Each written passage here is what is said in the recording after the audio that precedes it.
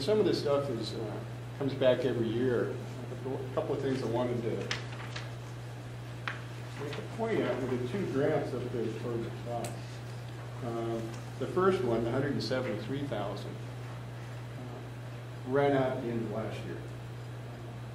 We provided funding for 2 officers. We still have the officers, but no longer have the funding.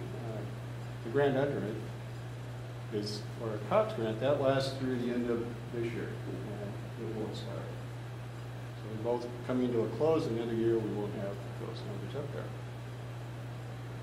And a little further down, we have the drug task force officer, and that grant's continuing. There's no discussion that it's going to fall off now for us, so that should be good for several years to come.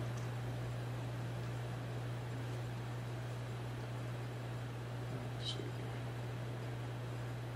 The STOP grant, I think, even last year we had a larger amount, but we were actually funneling the funds last year, and I think the year before. We're just picking up monies for training for the officers. That's why it's $35 million. It jumps up every 2 years. As far as the calls for service, you can see down at the bottom, on both years it's kind of leveled out. I actually have a graph later on that covers the last 10 years, and it shows that here's a little bit better. But of interest, it shows us where most of the calls are being generated, and it's downtown, unfortunately, and up on Mountain View. Both up around 3,800 calls in those 2 areas. The others are pretty much scattered around town.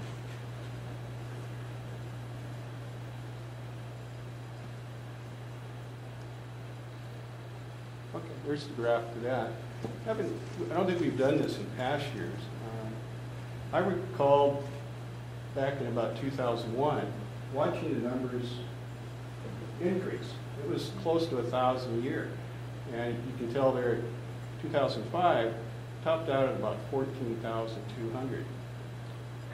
My concern was it was going to continue. Every year we pick up 1,000, and that's about an officer to handle 1,000 calls.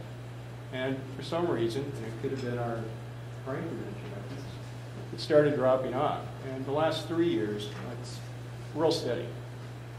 And I would anticipate it'll stay there. Here you can see we have had some increase in some crimes. Aggravated assault, which is serious assaults, usually with a broken bone or something, a trip to the hospital. The numbers aren't that big, but the increase of 15%, of course, is a concern. But then we had decreases, no homicides last year, rape down 7%, and robbery, which we discussed last time, had an unusual spike the year before. It's back down to where it's generally been for 10 years. Which shows a huge decrease, but it should stay down there. Arson shows a big decrease percentage-wise. Burglary is up. 13% isn't too bad, but for some reason those cropped up around the end of the year. And now they're back down where we normally see them after the first quarter. Good news, general theft down 14%, and vehicle theft 60%. And those, when we get to the other graphs, you'll see those kind of continue. It's not just an odd year.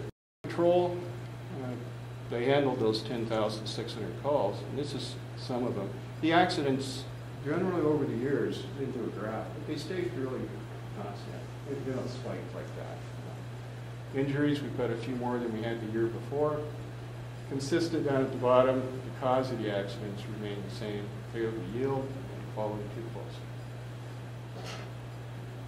Those are what we say to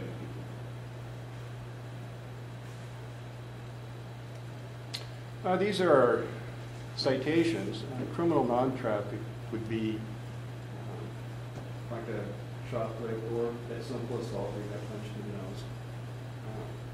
Criminal traffic or DUIs, reckless driving, suspended, which is the large part of it, suspended drivers. Infractions have gone down a little bit there. And parking, of course, has gone down. We don't have anyone dedicated to that. So we respond to complaints. If we're still there, we'll take some action. And again, the most common infraction is the speeding ticket. Not as many as last year, but you were devoting time to other activities. This comes up with a whole new set of numbers. The initial calls come in, patrol handles the vast majority of those calls, but the ones that they can't, or it's going to need a little more intensive work, go to detectives. And I've noticed that over the past several years, it's been right around the same total cases that go to them. And those are the cases going to 2 detectives. So they keep pretty busy.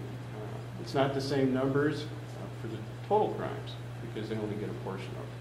But again, you can see down at burglary, they picked up and almost double the ones that they picked up and needed to investigate. So hopefully for this year, we'll see that drop back down under 100. Forgery stays about the same every year, as well as sex offenses. So their total cases between about 4 and 4. Now, for the actual sales, we don't have a lot of activity because of the West End Drug Unit. They deal with most of that. These are things we stumble onto. And for the adults, methamphetamine and pills is usually painkillers or something along that line. And with the juveniles, marijuana. That's about all they're dealing with out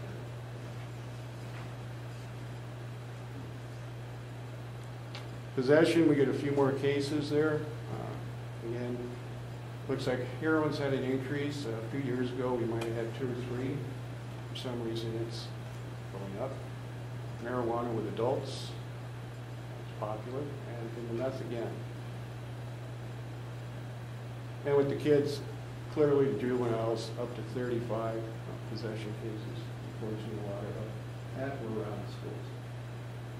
Pretty good jump right there, actually. The animal shelter, of course, the hours were down.